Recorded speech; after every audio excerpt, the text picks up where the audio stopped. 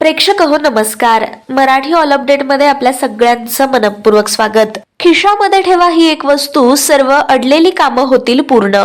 मित्रांनो, बऱ्याचदा आपण खूप प्रयत्न करतो, मात्र आपलं एखादं काम मार्गी लागत नसतं. बऱ्याचदा एखाद्या कोर्ट कचेरीचं प्रकरण असतं की बरीच वर्ष चालत असतं, मात्र त्याचा निकाल लागत नसतो, किंबहुना निकाल आपल्या बाजूने लागत नसतो. त्याचबरोबर एखादं कर्जाचं प्रकरण असेल, जे तुम्ही खूप दिवस झाले प्रयत्न करताय, मात्र ते देखील मार्गी लागत नाहीये.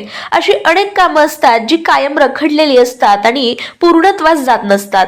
तर अशा रखडलेल्या कामांना पूर्णत्वास नेण्यासाठी आपण अत्यंत साधा सोपा असा टोटगा आजच्या भागामध्ये बघणार आहोत. व्हिडिओ पुढे पाहण्याआधी जर तुम्ही चॅनलला सबस्क्राईब केलं नसेल तर सर्वात आधी चॅनलला सबस्क्राईब करायला विसरू नका, जेणेकरून अशीच नवनवीन माहिती असलेले व्हिडिओ आम्ही तुमच्यापर्यंत पोहोचवू. मित्रांनो, अडलेली कामं पूर्ण न होण्यासाठी बऱ्याचदा आपल्या घरातील वास्तू देखील कारणीभूत असते. घरातील वास्तूची रचना देखील कारणीभूत असते. त्याचबरोबर ग्रहदोष देखील काम करत असतात. तर या दोन्ही दोषांचं निवारण करण्यासाठी आजचा टोटगा अत्यंतिक महत्वाचा आहे. तर सगळ्यात आधी आपल्याला शुक्रवारच्या दिवशी हा उपाय करायचा आहे आणि त्यासाठी खडीसाखर आणि 5 रुपयाचं नाणं आपल्याला लागणार आहे. शुक्रवारच्या दिवशी आपल्याला दररोजच्या प्रमाणे सकाळी लवकर उठून अंघोळ होऊन शुचिर्भूत होऊन आपल्याला 5 रुपयाचं नाणं आणि खडीसाखर घ्यायची आहे. आणि शुक्रवारच्या दिवशी सकाळी जेव्हा तुम्ही देवपूजा करता, ती देवपूजा झाल्यानंतर 5 रुपयाच्या नाण्याची पूजा करायची आहे आणि खडीसाखराचा नैवेद्य त्याला दाखवायचा आहे. त्या नाण्याला सर्वात आधी स्वच्छ लाल कपड्यावरती ठेवायचं आहे, हळदी कुंकू वाहायचं आहे, फुलं वाहायची आहेत, खडीसाखराचं नैवेद्य दाखवायचं आहे आणि दिवसभर ते नाणं तुम्हाला देव्हाऱ्यामध्येच ठेवायचंय.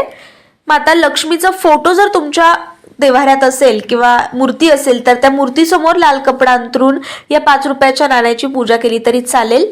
आणि त्यानंतर संध्याकाळी दिवा लावल्यानंतर तिन्ही सांजेच्या वेळेला पुन्हा तुम्हाला त्या नाण्यासमोर माता लक्ष्मीच्या मूर्ती आणि फोटो समोर बसून ओम श्री महालक्ष्मी नमः या मंत्राचा कमीत कमी 11, 21, 51, 101 जेवढा तुम्हाला शक्य आहे तेवढा वेळा मंत्राचा जाप करायचा आहे.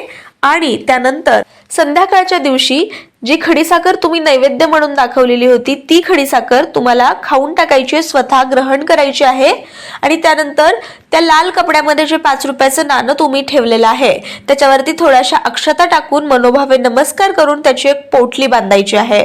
आणि अत्यंत छोटी पोटली होती ही 5 रुपयाची, तर ही पोटली तुम्हाला तुमच्या खिशामध्ये ठेवायची आहे, ज्यामुळे तुमची रखडलेली सर्व कामं निश्चित मार्गी लागतील.